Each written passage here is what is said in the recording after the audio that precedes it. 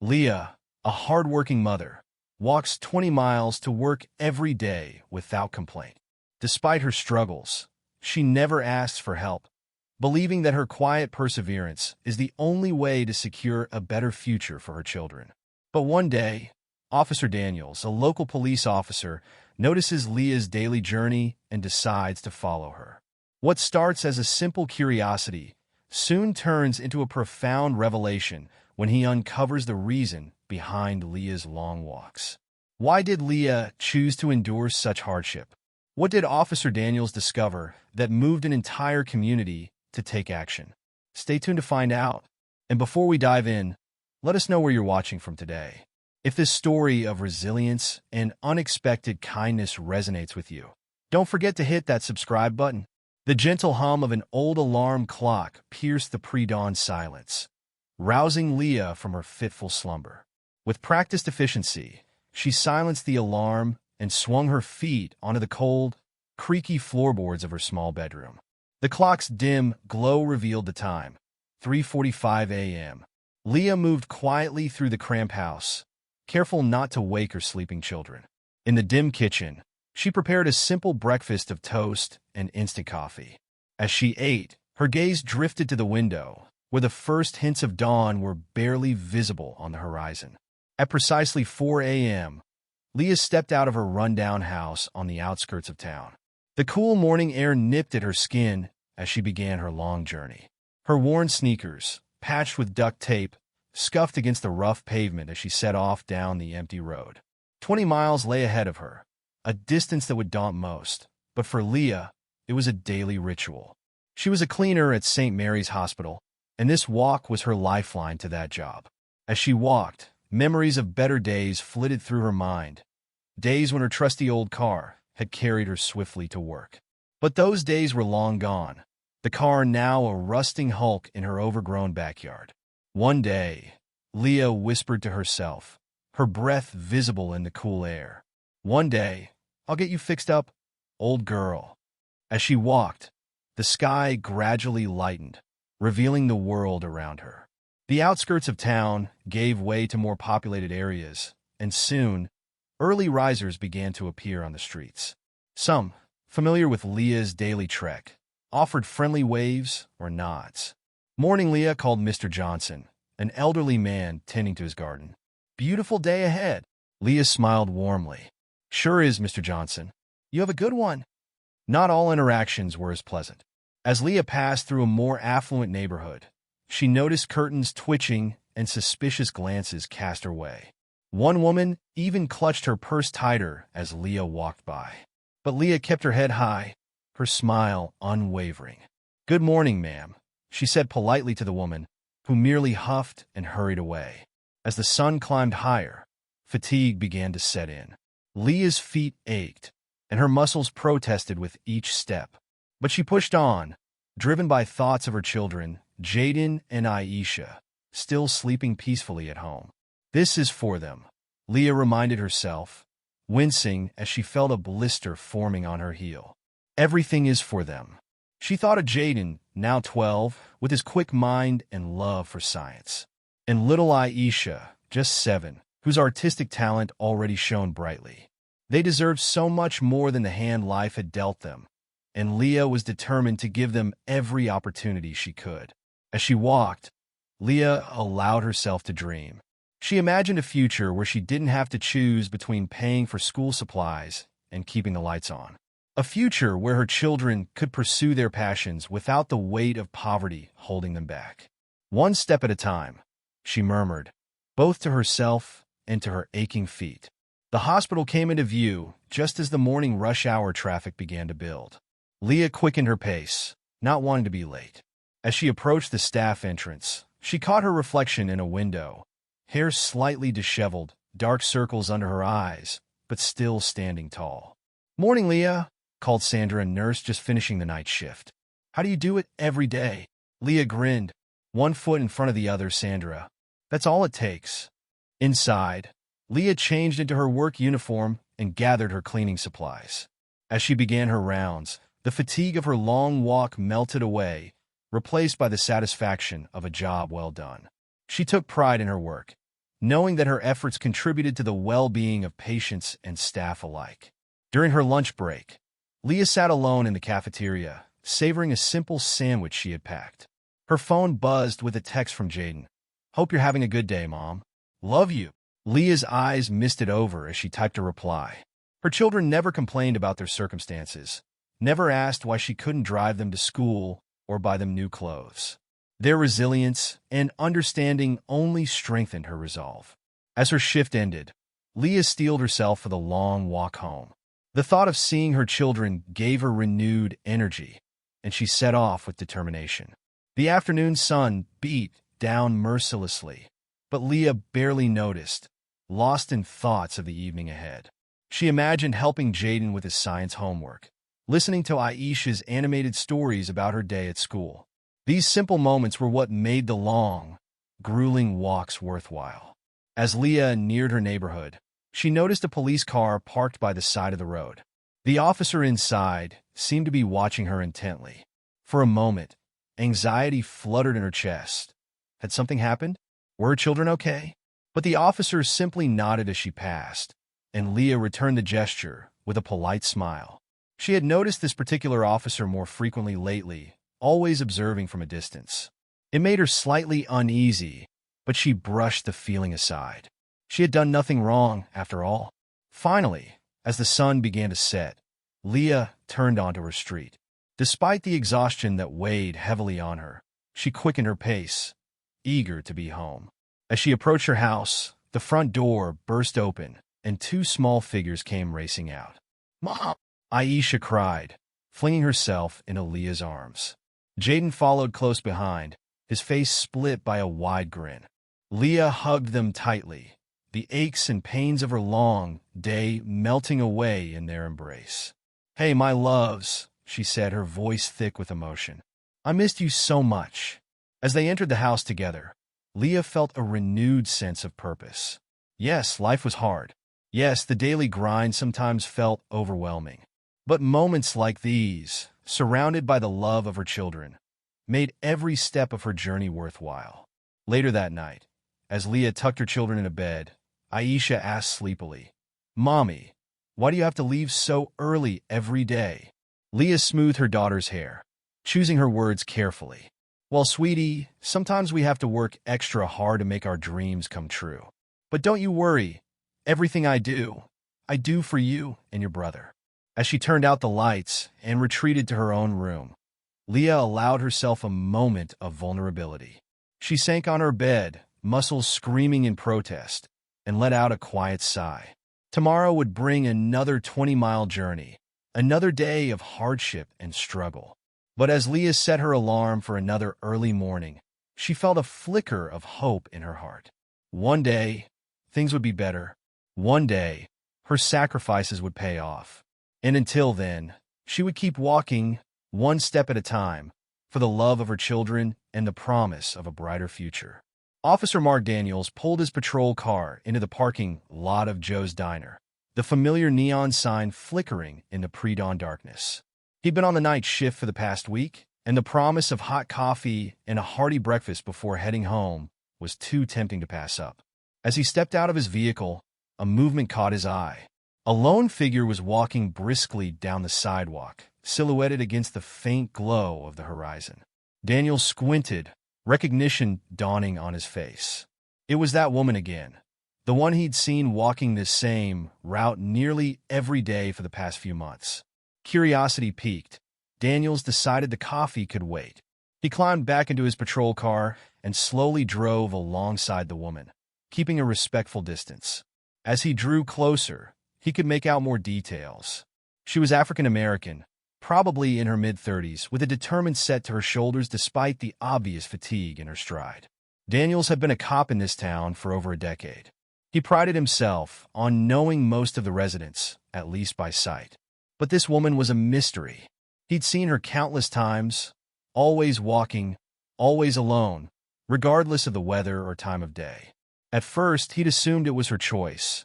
Maybe she enjoyed the exercise or the solitude. But something about her persistence nagged at him. He pulled up alongside her, rolling down his window. "Excuse me, ma'am?" The woman startled slightly, then turned to face him.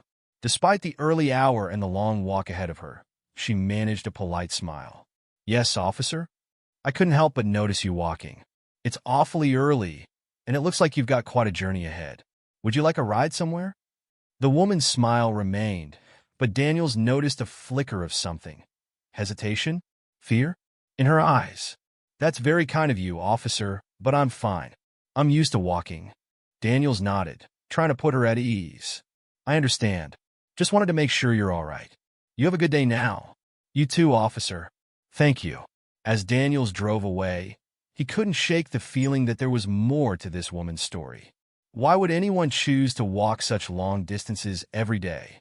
And why did she seem so reluctant to accept help? Over the next few weeks, Daniels found himself paying more attention to the woman's routine. He'd see her in the early mornings, walking with purpose towards the center of town. Then, in the evenings, he'd spot her again, retracing her steps with a noticeable slump to her shoulders. One particularly rainy morning, Daniels decided to follow her discreetly. He kept his patrol car at a distance, watching as she trudged through puddles, her thin jacket providing little protection against the downpour. Despite the miserable conditions, she never broke her stride or sought shelter. As the days passed, Daniels began to notice more details. The woman's shoes were worn almost to the point of falling apart.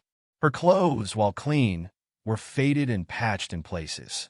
And there was a weariness to her movements that seemed to go beyond simple physical fatigue. Daniels found himself thinking about the woman even when he was off duty. He mentioned her to his wife over dinner one night. "I just can't figure it out, Sarah. Why would anyone put themselves through that every single day?" Sarah, always the more empathetic of the two, suggested, "Maybe she doesn't have a choice, Mark. Have you considered that?" The thought had crossed Daniel's mind, but he dismissed it. Surely in this day and age, with public transportation and ride-sharing apps, no one would be forced to walk such long distances. But Sarah's words stuck with him, adding another layer to the mystery. A few days later, Daniels was on an early morning patrol when he spotted the woman again. This time, he noticed she was limping slightly. Concerned, he pulled up beside her once more. "Good morning," he said, trying to keep his tone casual. "I hope you don't mind me asking, but are you all right? I couldn't help but notice you're limping a bit." The woman seemed surprised by his observation. For a moment, her carefully maintained facade slipped, revealing a flash of pain and exhaustion. But just as quickly, it was replaced by that now familiar polite smile. "I'm fine, officer. Just a little sore from all the walking. Nothing to worry about." Daniels hesitated, then said, "Look, I know it's not my place, but I've seen you walking this route almost every day for months now. That's got to be, 15, 20 miles round trip? If you're in some kind of trouble or need help, dash." "I appreciate your concern," the woman interrupted, her voice firm but not unkind. "But really, I'm okay. This is just what I need to do." Before Daniels could respond, she gave him a small wave and continued on her way, her limp barely noticeable now as she picked up her pace. Daniels watched her go, feeling a mix of frustration and admiration. Whatever her reasons, this woman's determination was truly remarkable. But he couldn't shake the feeling that something wasn't right about the situation. Over the next few weeks, Daniels found himself adjusting his patrol route to intersect with the woman's path more often. He never approached her directly again, respecting her clear desire for privacy. But he watched and he learned. He noticed how she always took the same route, never deviating even when construction or traffic might have made a detour easier. He saw how she interacted with others along the way, always polite, often with a kind word or gesture, but never stopping for long conversations. One morning, Daniels decided to follow her all the way to her destination. He kept well back, not wanting to make her uncomfortable. The journey took nearly 4 hours, and Daniels found himself marveling at the woman's stamina. Finally, she arrived at St. Mary's Hospital on the other side of town. Daniels watched as she entered through a side door marked "Staff Only." A hospital employee. That explained the early morning departures and late evening returns. But it raised even more questions. Why would a hospital employee be forced to walk so far to work? Surely they had some kind of transportation assistance program. Over the next few days, Daniels found himself paying closer attention to the hospital employees he encountered during his patrols. He struck up casual conversations, carefully probing for information about transportation benefits or carpooling programs. What he learned troubled him. While the hospital did offer some transportation assistance, it was limited and often oversubscribed. Many employees, especially those in lower-paying positions, struggled with the commute. One evening, Daniels was parked near the hospital, ostensibly monitoring traffic, but really waiting to see if the woman would emerge. As the sun began to set, he spotted her familiar figure exiting the staff door. Even from a distance, Daniels could see the toll the day had taken on her. Her shoulders were slumped, her steps slow and measured. As she passed under a streetlight, he noticed dark stains on her white uniform shoes, probably from standing all day. Without really thinking about it, Daniel started his car and began to follow her at a discreet distance. The trek back seemed even longer than the morning journey. The woman stopped several times to rest, leaning against buildings or bus stop shelters. Each time, Daniels felt an urge to offer her a ride, but he held back, remembering her previous refusals. As they neared the outskirts of town, the streets became darker and less populated. Daniels found himself growing concerned for the woman's safety. He'd worked this beat long enough to know that this area could be dangerous after dark. Just as he was considering approaching her one last time, the woman turned down a small side street. Daniels followed, keeping his headlights off to avoid detection. He watched as she approached a small, run-down house at the end of the street. Before she reached the door, it burst open, and two small children came running out. Even from his position down the street, Daniels could hear their excited voices. "Mommy, you're home!" The woman's entire demeanor changed. The exhaustion seemed to melt away as she knelt to embrace her children. Her face lit up with a genuine smile that Daniels had never seen before. As the little family disappeared into the house, Daniels sat in his car, processing what he'd seen. Everything suddenly made sense. The long walks, the refusal of help, the determination to keep going no matter what. She wasn't walking because she enjoyed it or because she had some misguided sense of independence. She was walking because she had to, because those children were depending on her. Daniels drove home that night with a heavy heart and a mind full of questions. How long had this been going on? What circumstances had led to this situation? And most importantly, what could he do to help? As he pulled into his own driveway, Daniels made a decision. He couldn't ignore this anymore. Tomorrow, he would find a way to talk to the woman properly, to understand her story and see if there was any way he could assist. But as he drifted off to sleep that night, one image stayed with him. The sight of that tired, determined woman transforming into a joyful mother the moment she saw her children. It was a powerful reminder of the strength of the human spirit and the lengths people will go to for those they love. The next morning, Daniels woke earlier than usual. He wanted to catch the woman at the start of her journey, hoping she might be more willing to talk before the long walk ahead had sapped her energy. He parked his patrol car a block away from her house and waited. As the first hints of dawn colored the sky, he saw her emerge. Even from a distance, he could see the strain in her movements as she began her long trek. Daniels waited until she had walked a few blocks before slowly driving up beside her. He rolled down his window, his heart pounding with nervous energy. "Good morning," he said softly, not wanting to startle her. The woman turned, recognition flickering in her eyes. "Good morning, officer," she replied, her voice wary but not unfriendly.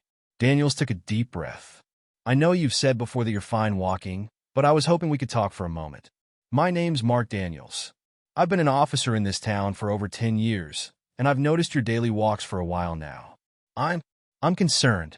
The woman slowed her pace, but didn't stop. "I appreciate your concern, Officer Daniels, but as I've said before, I'm fine." Daniels nodded, choosing his next words carefully. "I believe you're strong enough to handle this. That's clear from what you do every day. But I also know that sometimes, even the strongest people need a little help. I followed you yesterday. I hope you can forgive me for that. I saw you arrive at the hospital, and I saw you with your children when you got home." At the mention of her children, the woman stopped abruptly. She turned to face Daniels fully, a mix of emotions playing across her face: fear, defiance, and a hint of desperation. "Are you threatening me?" she asked, her voice low and intense. "Because if you think you can use my children to dash—" "No, no," Daniels interrupted, horrified at the misunderstanding. "That's not it at all. I'm not here to cause any trouble. I just want to understand, to see if there's any way I can help." The woman stared at him for a long moment, seeming to weigh his sincerity. Finally, she sighed, her shoulders slumping slightly. "My name is Leah," she said quietly, "and I walk because I have to. It's as simple as that."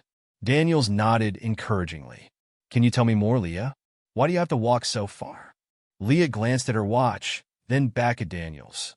"I can't be late for my shift, but if you really want to know, meet me here after work. I'll be passing by around 7 p.m. Daniels agreed readily, thanking Leah for her willingness to talk. As he watched her continue her journey, he felt a mix of anticipation and trepidation. He was finally going to get some answers, but he had a feeling they wouldn't be easy to hear. The day seemed to crawl by as Daniels went about his regular duties. His mind kept wandering back to Leah, imagining the miles she was covering while he drove comfortably in his patrol car. At 7 p.m. sharp, Daniels was parked at the agreed-upon spot.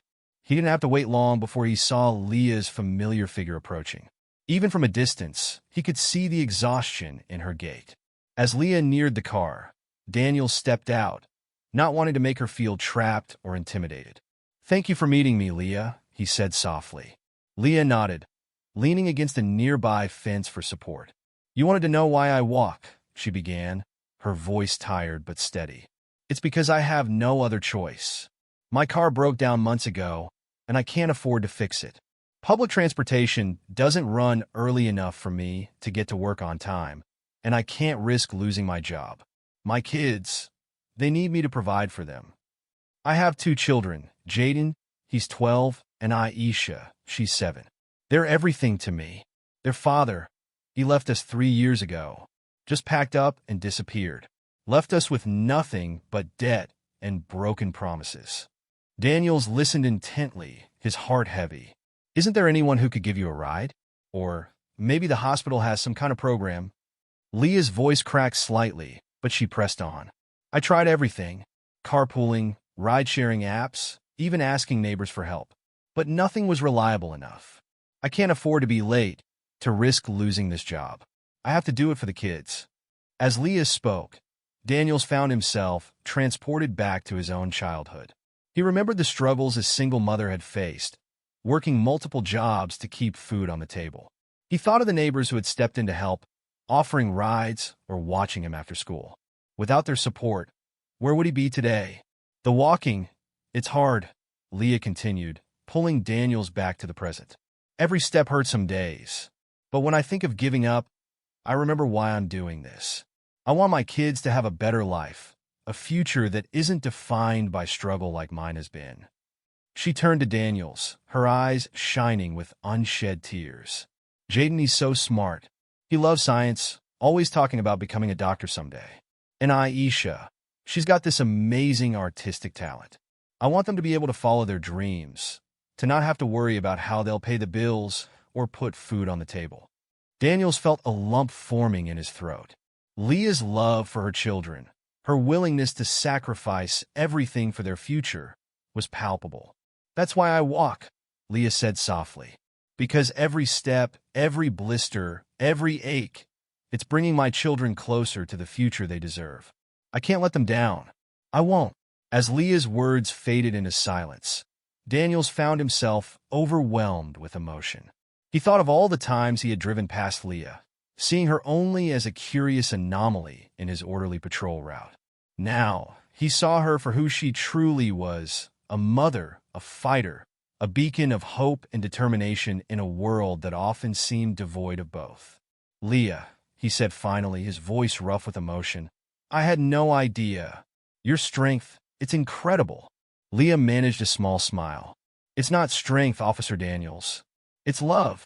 When you have people depending on you, you find reserves you never knew you had."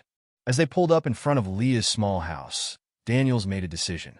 "Leah, I want to help, not as a handout, but as a member of this community. We're supposed to look out for each other, right?" Leah hesitated, her hand on the door handle. "I appreciate the thought, Officer Daniels, but dash.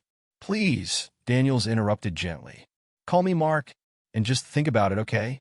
You don't have to do this alone. Leah smiled sadly. I appreciate the offer, Officer Daniels. But I've learned not to expect miracles. This is my life, and I'll keep doing what I need to do for my children. As Leah pushed herself off the fence, preparing to continue her long walk home, Daniels made a silent vow. He might not be able to solve all of Leah's problems, but he was determined to find some way to ease her burden. Watching her disappear into the growing darkness, Daniels felt a renewed sense of purpose. In all his years of policing, he'd focused on maintaining order and enforcing the law. But now he realized that sometimes serving the community meant going above and beyond the call of duty. As he drove home that night, Daniels began to form a plan. He didn't know exactly how yet, but he was going to find a way to help Leah. Not just for her sake, but for her children and for all the other unseen struggles happening right under everyone's noses in their community. The image of Leah, trudging mile after mile in worn-out shoes, her spirit unbroken despite the daily hardship, stayed with Daniels. It was a powerful reminder of the quiet heroism that often goes unnoticed in everyday life. As he pulled into his driveway, Daniels made a decision. Tomorrow, he would start reaching out to his contacts in the community. Someone, somewhere, had to have a solution that could help Leah. For the first time in years, Daniels felt the true weight of his badge. It wasn't just about enforcing laws. It was about lifting up those who needed it most. And right now, Leah needed all the help she could get. With renewed determination, Daniels entered his home, his mind already working on ways to make a difference in Leah's life. He knew it wouldn't be easy, but if Leah could walk 20 miles every day for her family, he could certainly put in the effort to find her some help. As he drifted off to sleep that night, Daniel's last thoughts were of Leah and her children. He silently promised them, and himself, that things would get better. Somehow, someway, he would make sure of it. Officer Mark Daniels sat at his kitchen table, a notepad in front of him filled with scribbled names and numbers. It was well past midnight, but sleep was the furthest thing from his mind. Ever since his conversation with Leah, he had been consumed with the desire to help her and her children. He knew he couldn't solve all their problems, but he was determined to at least ease the burden of Leah's daily 20-mile walk. The image of her trudging along the roadside, day after day, rain or shine, had become a constant presence in his thoughts. All right, he muttered to himself, tapping his pen against the notepad. Where do we start? Daniels had spent the past few days discreetly reaching out to various members of the community. He was careful not to reveal too much about Leah's situation, respecting her privacy while still conveying the urgency of the need. His first call had been to Mike, the owner of the local auto repair shop. Mike had been hesitant at first, wary of getting involved in what he saw as a potential charity case. But as Daniels explained the situation, leaving out names but emphasizing the determination of the woman who walked 20 miles a day to provide for her family, Mike's resistance had crumbled. Tell you what, Mark, Mike had said, his gruff voice softening. Bring the car in. I'll take a look at it, no charge.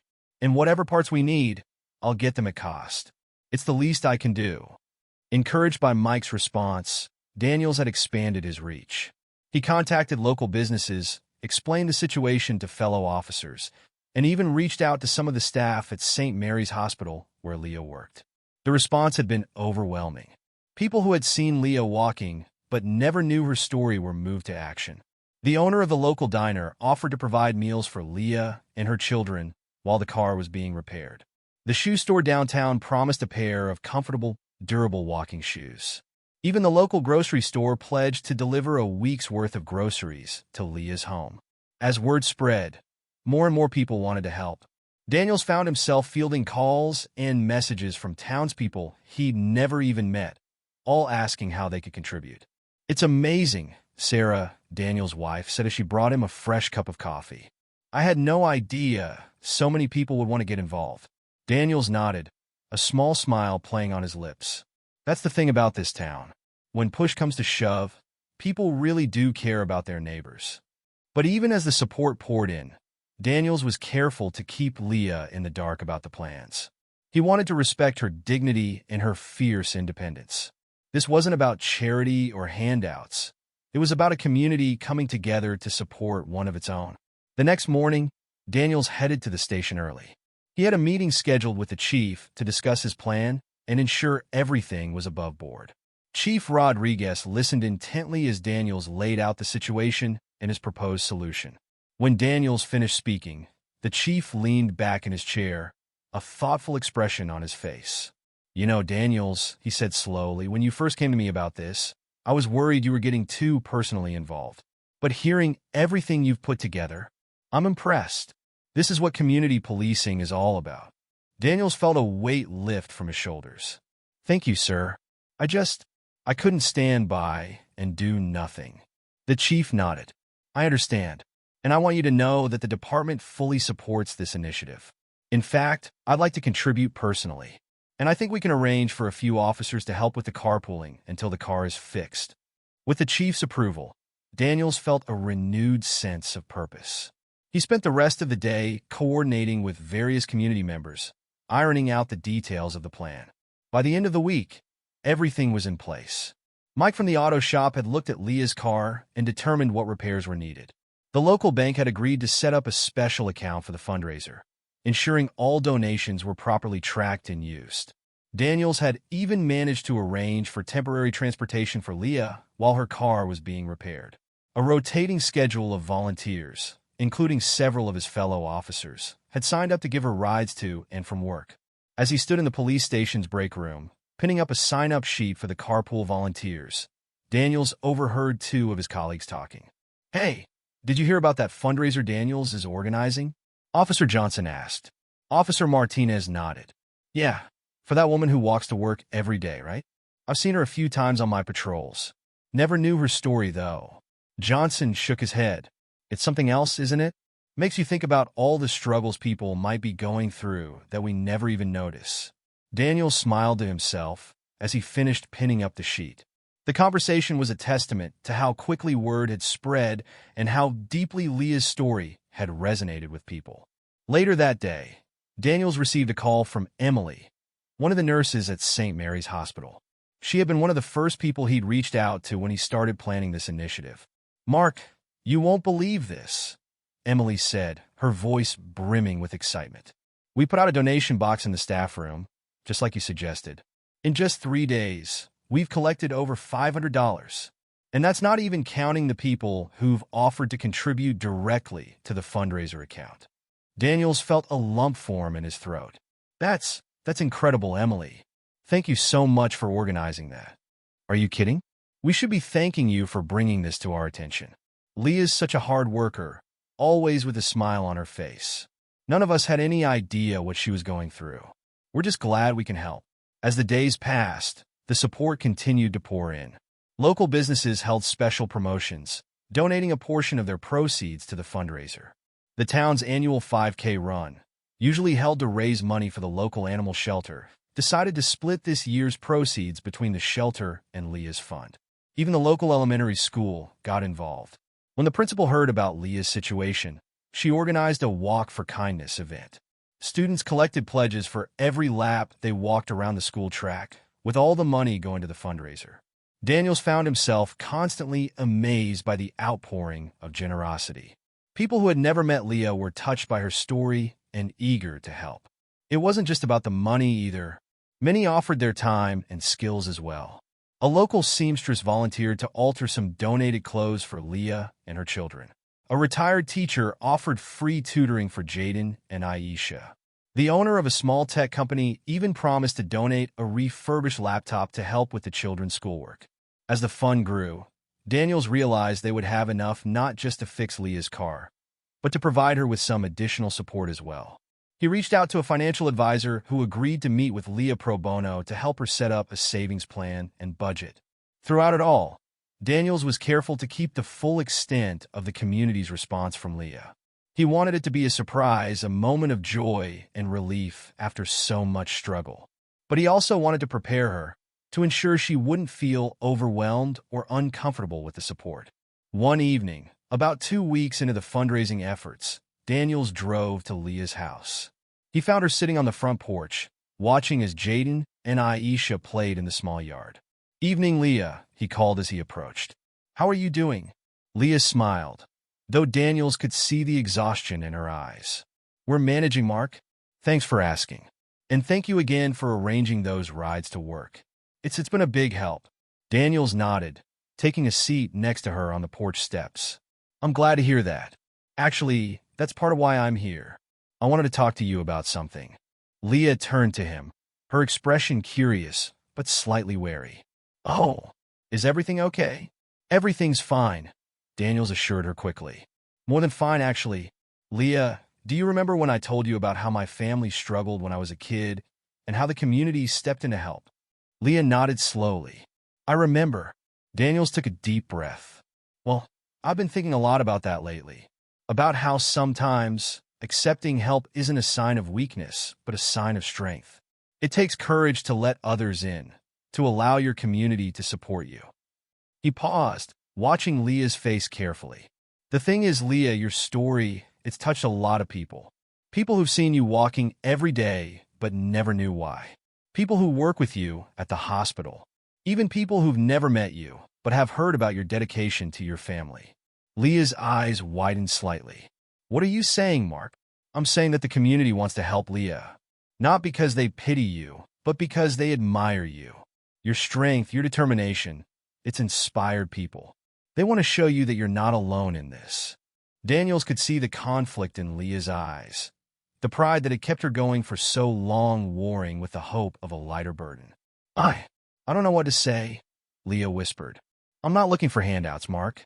I've always taken care of myself, of my kids." Daniels nodded understanding. "I know that, Leah, and that's not what this is about.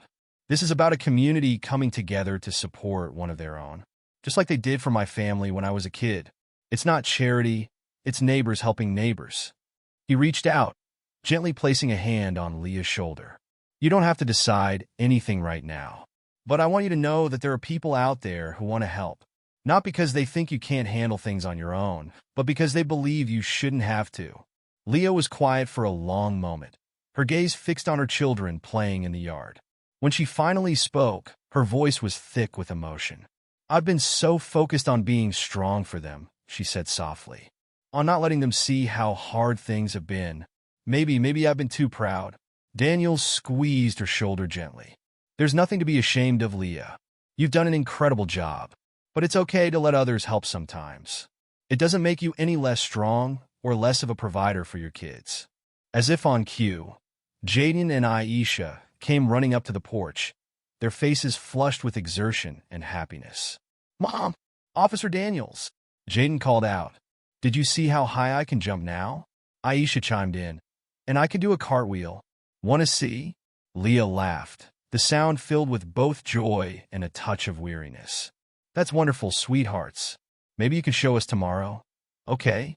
It's almost bedtime now. As the children headed inside, Leah turned back to Daniels. "They deserve so much more than I can give them," she said softly. Daniels shook his head. "Leah, you give them everything. Your love, your time, your endless effort.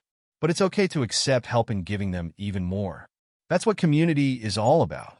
Leah took a deep breath, then nodded slowly. "Okay," she said, her voice barely above a whisper. "Okay, I think I'm ready to accept some help. For them." Daniels felt a wave of relief wash over him. "That's great, Leah. Really great. I promise you, you won't regret this. And remember, you're not just receiving help. You're giving something too. You're giving people the chance to be part of something good, to make a real difference." As Daniels drove home that night, he felt a sense of accomplishment unlike anything he'd experienced in his career before. He knew there was still work to be done, details to be ironed out. But the hardest part, getting Leah to accept help, was over. Over the next few days, Daniels worked tirelessly to coordinate the various aspects of the community's response. Mike from the auto shop reported that Leah's car would be ready by the end of the week. The new shoes were picked up from the store downtown. The financial advisor was briefed and ready to meet with Leah. Finally, everything was in place. Daniels decided to reveal the full extent of the community's support to Leah on a Saturday morning. He arranged for her and the kids to be picked up and brought to the auto shop under the pretense of discussing the car repairs. As Daniels waited outside the shop that morning, he felt a mix of excitement and nervousness. He hoped Leah would be pleased, that she would see this outpouring of support for what it was, not charity, but a community coming together. When Mike's tow truck pulled up with Leah and her children, Daniels couldn't help but smile at the looks of confusion on their faces. "Mark," Leah asked as she stepped out of the truck. "What's going on? I thought we were just coming to talk about the car repairs." Daniels grinned. "Well, Leah, there's been a bit of a change of plans. You remember how I told you the community wanted to help? Well, they've done a lot more than just talk about it." He gestured towards the garage door. "Are you ready for a surprise?" Leah looked uncertain, but Jaden and Aisha were bouncing with excitement. "A surprise? Is it a good surprise, Mom?" Aisha asked. Leah managed a small smile. "I hope so, sweetie." "Okay, Mark. We're ready." Daniels nodded to Mike, who hit the button to raise the garage door. As it lifted, revealing the scene inside, Daniels heard Leah gasp. There, in the center of the garage, was Leah's car. But it wasn't the rusted, broken-down vehicle she remembered. The body had been repaired and repainted, gleaming under the fluorescent lights. New tires, a new battery, even a new child seat for Aisha were visible. But that wasn't all. Surrounding the car were people, dozens of them. Hospital staff in scrubs, police officers in uniform, local business owners, and regular townspeople. All of them wearing big smiles and holding signs that read, "We've got your back, Leah," and "No one walks alone in our town." Leah stood frozen, her hands covering her mouth in shock. Jaden and Aisha looked around in wonder, their eyes wide with excitement. Daniel stepped forward, placing a gentle hand on Leah's shoulder. "Leah," he said softly, "this is what community looks like. All these people, they've been touched by your story, your determination. They wanted to do something to help, to show you that you're not alone in this." He gestured to the car. "Your car's been fully repaired. Mike here did most of the work himself, and local businesses donated parts and supplies." Mike stepped forward, holding out a set of keys. "She's all ready to go, Leah. Oil's been changed, new filters, everything. She'll get you where you need to go for a good long while." Leah reached out with trembling hands to take the keys, tears streaming down her face. I don't know what to say," she whispered. Emily, the nurse from the hospital, stepped forward. "You don't have to say anything, Leah. We're just glad we could help. You've been an inspiration to all of us." One by one, people came forward, each with their own contribution. The shoe store owner presented Leah with a pair of comfortable walking shoes, just in case. The grocery store manager handed over a stack of gift cards. The financial advisor introduced himself, offering his services to help Leah plan for the future. Throughout it all, Leah stood in stunned silence, occasionally wiping tears from her eyes. Jaden and Aisha darted around, examining the car and chatting excitedly with the assembled crowd. Finally, Daniel stepped forward again. "Leah," he said gently, "I know this is a lot to take in, but I want you to know that this isn't charity. This is a community recognizing one of its own who's been struggling and deciding to lend a hand. Just like others did for my family when I was a kid." Leah nodded, seemingly unable to speak. She looked around at the gathered crowd, at her gleaming car, at her excited children. Then, to everyone's surprise, she let out a laugh. A real, joyous laugh that seemed to come from deep within her. "Thank you," she said, her voice choked with emotion. "All of you.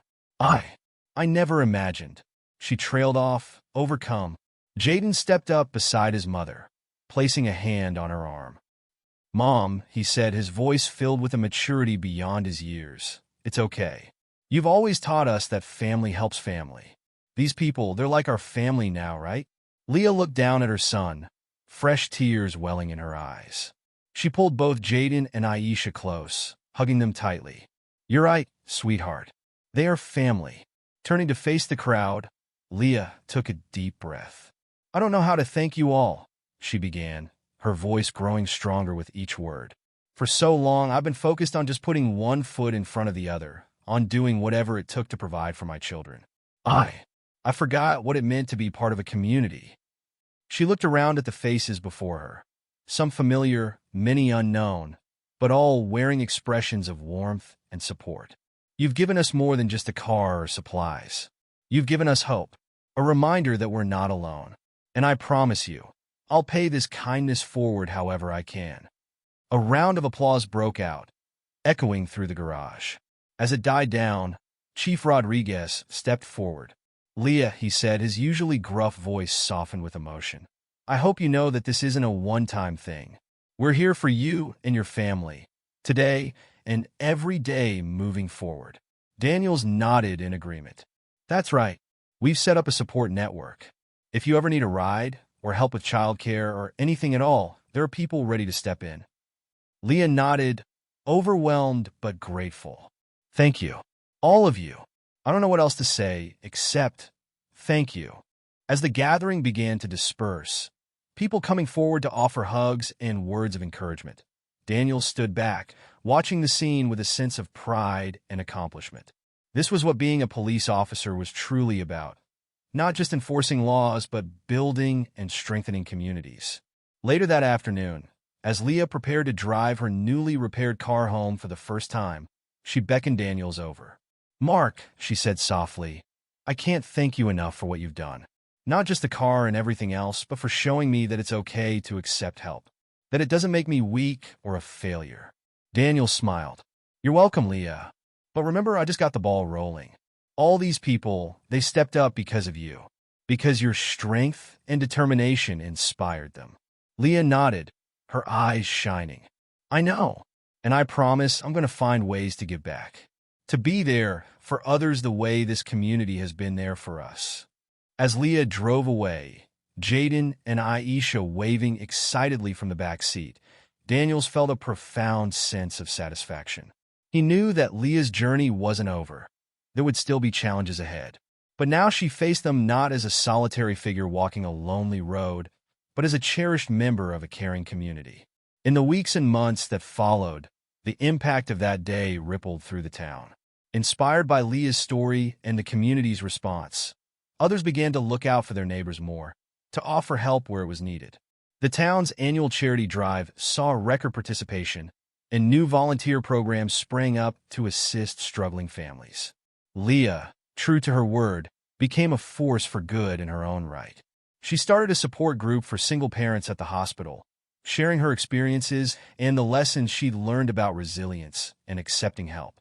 On her days off, she could often be found volunteering at the local food bank or mentoring at-risk youth. Jaden and Aisha thrived with the added support. Jaden's grades improved dramatically with the help of his new tutor. Aisha's artwork, nurtured by classes at the local community center, began winning ribbons at school fairs. For Daniels, the experience changed his approach to policing. He became an advocate for community-oriented programs, encouraging his fellow officers to look beyond just enforcing laws to truly serving and uplifting their community. 1 year had passed since the day the community had come together to support Leah and her children. The town had changed in subtle but significant ways, the ripple effects of that act of kindness continuing to spread. Officer Mark Daniels stood at the window of his patrol car, sipping coffee and watching the early morning bustle of Main Street. As he observed the scene before him, Daniels couldn't help but reflect on how much had changed in the past year. The town seemed more vibrant somehow, more connected. People greeted each other warmly as they passed on the sidewalk, and there was a palpable sense of community in the air. His radio crackled to life, interrupting his thoughts. "All units, be advised. We have a report of a disturbance at 1242 Elm Street. Any units in the vicinity, please respond." Daniels recognized the address immediately. It was just a few blocks from where Leah lived. Without hesitation, he keyed his radio. "Dispatch, this is Officer Daniels. I'm nearby. I'll check it out." As he drove towards Elm Street, Daniels found himself hoping that everything was all right with Leah and her family. Over the past year, he had kept in touch with them, watching with pride as they flourished with the support of the community. Arriving at the scene, Daniels was relieved to see that the house in question wasn't Leah's. It was a small, slightly run-down bungalow a few doors down.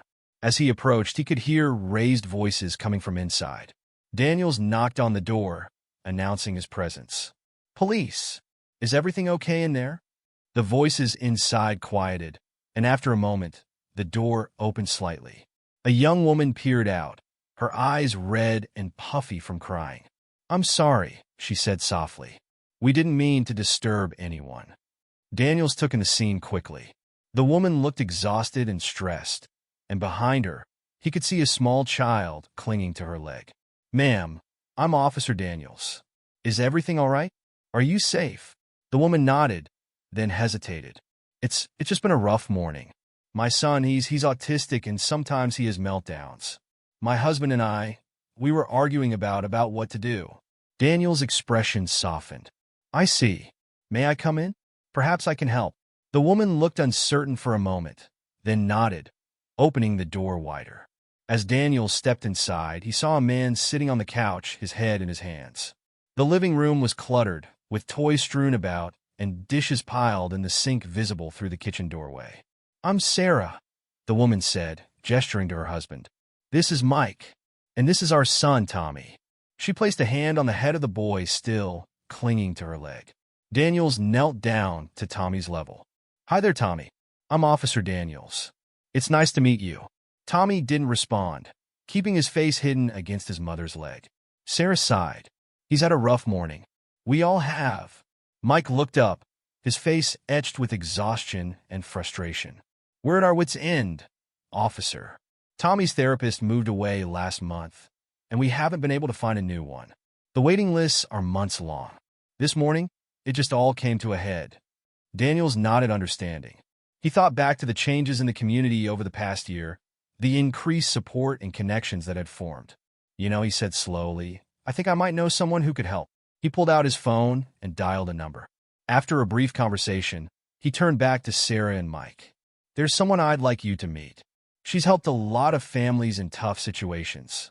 Would it be okay if she came over?" Sarah and Mike exchanged a glance, then nodded. "At this point, we're willing to try anything," Mike said. 20 minutes later, there was a knock at the door. Daniels opened it to reveal Leah, her face filled with concern and compassion. "Mark, you said someone needed help." Daniels ushered her in, making introductions. As Leah took in the scene, her expression softened. "Oh, sweethearts," she said gently. "It looks like you've been having a rough time." Sarah burst into tears, the stress of the morning finally overwhelming her. Leah immediately moved to her side, wrapping an arm around her shoulders. "It's okay," she soothed. "You're not alone anymore." Over the next hour, Leah listened as Sarah and Mike poured out their struggles. She shared her own experiences as a single mother, the challenges she had faced, and how the support of the community had changed everything. "I know it feels overwhelming right now," Leah said, "but there are people who want to help. You just need to know where to look." She pulled out her phone, scrolling through contacts. "I know a therapist who specializes in working with autistic children. She might be able to see Tommy sooner than the waiting list you've encountered. And there's a support group for parents of special needs children that meets at the community center. They've been a lifeline for so many families." As Leah spoke, Daniels watched the tension slowly ease from Sarah and Mike's faces. Hope, tentative but real, began to replace the despair in their eyes. "But what about today?" Sarah asked, glancing at Tommy, who had finally emerged from behind her leg and was now quietly playing with a toy car. "We're both supposed to be at work, but Tommy's school called and said they couldn't handle him today." Leah thought for a moment, then smiled. "I have a day off. Why don't I stay with Tommy? It'll give you both a chance to regroup, and I can start making some calls to get you connected with resources." Sarah and Mike looked at each other, stunned by the offer.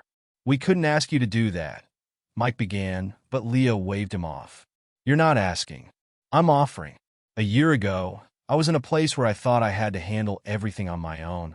I learned that accepting help isn't a weakness. It's what allows us to be strong for others when they need it." As Sarah and Mike prepared to leave for work, visibly relieved and grateful, Daniels pulled Leah aside. "Thank you for coming," he said softly. "I knew you'd know how to help." Leah smiled, her eyes shining with purpose. "I meant what I said last year, Mark. I'm going to pay forward every kindness that was shown to me. This is just the beginning." Daniels nodded, feeling a swell of pride. As he prepared to leave, he watched Leah settle on the floor next to Tommy, gently engaging him in play. The transformation from the scared, isolated woman he had first encountered walking alone in the pre-dawn hours to this confident, compassionate pillar of the community never ceased to amaze him. Over the next few weeks, Daniels kept in touch with Sarah and Mike, checking in on their progress. He learned that Leah had indeed connected them with a therapist for Tommy, and that they had started attending the support group at the community center. Slowly but surely, their lives were beginning to stabilize.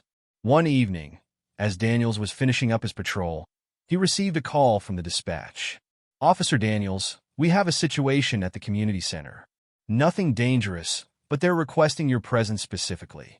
Intrigued, Daniels made his way to the community center. As he walked in, he was greeted by an unexpected sight. The main hall was filled with people, many of whom he recognized from around town. At the front of the room stood Leah, Sarah, and Mike. As Daniels entered, Leah spotted him and waved him forward. "Officer Daniels," she called out, "we've been waiting for you." Confused but curious, Daniels made his way to the front of the room. "What's going on here?" he asked. Leah smiled, her eyes twinkling with excitement. "Well, after helping Sarah and Mike, I got to thinking. There are so many families in our community who are struggling, who don't know where to turn for help. So, with the support of the community center, we've decided to start a new program.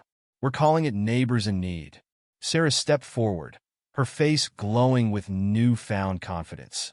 "The idea is to create a network of support for families facing all kinds of challenges. Whether it's special needs children, financial difficulties, health issues, or anything else. We want to connect people with resources, but more than that, we want to foster a sense of community where people know they can turn to their neighbors for help." Mike nodded, adding, "We've already had an overwhelming response.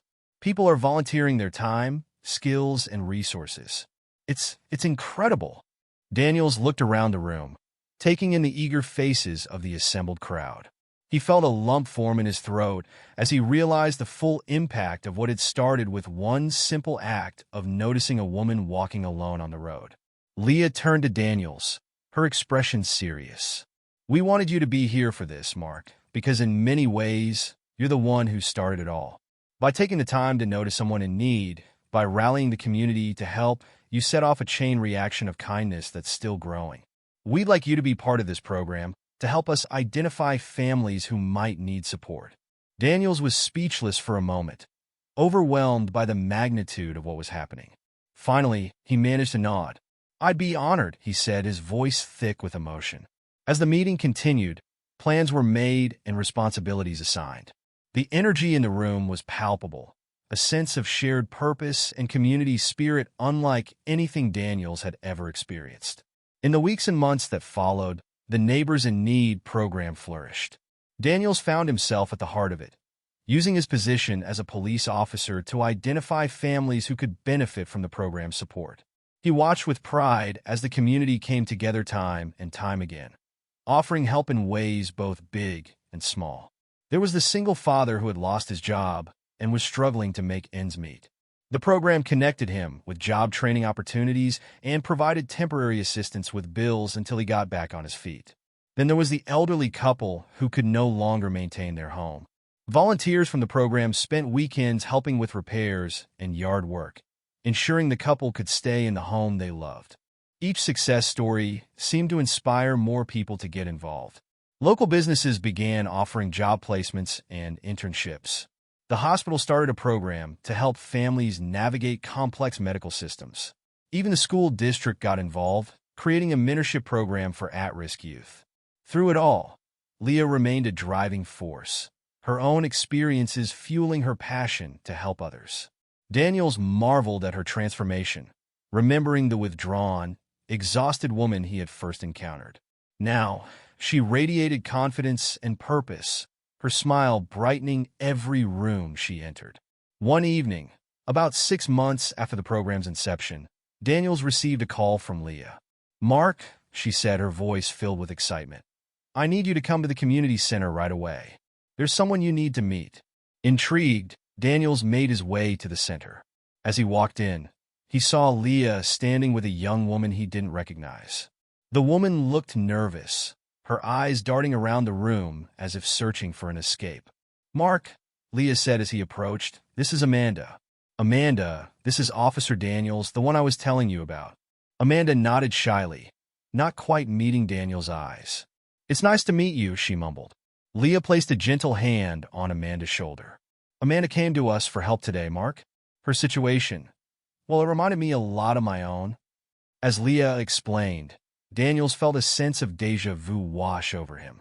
Amanda was a single mother of 2 young children. She had lost her job recently and was on the verge of eviction. With no car and limited resources, she had been walking miles each day to job interviews, leaving her children with a neighbor. "When I saw her walking along the road this morning, it was like looking at myself a year ago," Leah said softly. "I knew we had to help." Daniels nodded, understanding immediately. "What do you need from me?" he asked. Leah smiled. "Well, we've already got a plan in motion. The program is going to help with her rent for the next 2 months while she gets back on her feet. We've got job leads for her and childcare arranged. But we were hoping you might be able to coordinate with some of the local businesses. See if anyone has a used car they'd be willing to donate or sell at a reduced price." Daniels felt a warmth spread through his chest. Here was Leah, taking the kindness that had been shown to her and paying it forward in the most direct way possible. "Consider it done," he said firmly. As they worked out the details, Amanda's initial nervousness began to fade. By the end of the meeting, she was smiling, tears of relief and gratitude shining in her eyes. "I don't know how to thank you," she said, her voice wavering. "I was so scared, so alone. I never imagined." Leah pulled her into a hug. "You're not alone anymore," she said fiercely. "We've got your back." As Daniels left the community center that night, he found himself reflecting on the incredible journey of the past year and a half. What had started as a simple act of noticing someone in need had blossomed into a movement that was changing the entire fabric of the community.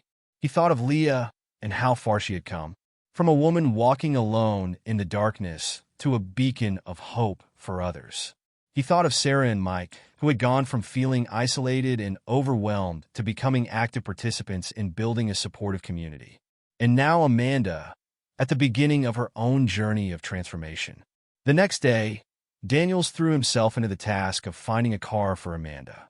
He reached out to local dealerships and mechanics, explaining the situation and the Neighbors in Need program.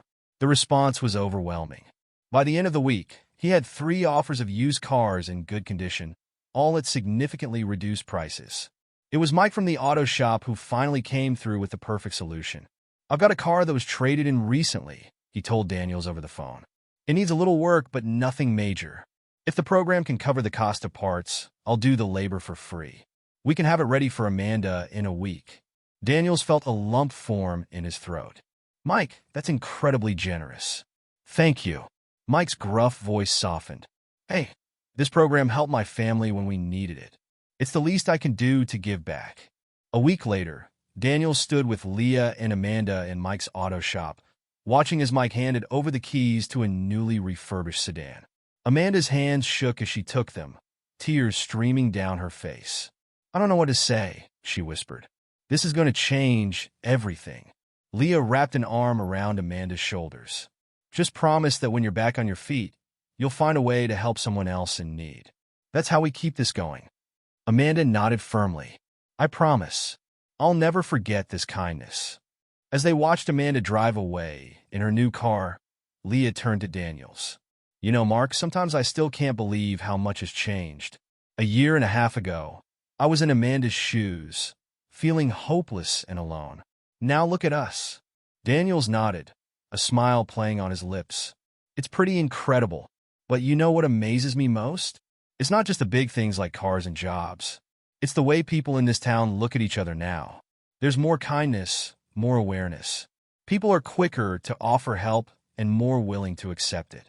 Leah's eyes shone with pride. "That's the real change, isn't it? We're not just helping individuals. We're changing the culture of our entire community." As if to prove her point, at that moment, a young man who had been working on a car in the corner of the shop approached them. "Excuse me," he said hesitantly. "I couldn't help overhearing. This program you were talking about, Neighbors in Need, is there any way I could get involved?" Leah's face lit up. "Absolutely. We're always looking for volunteers. What kind of skills do you have?"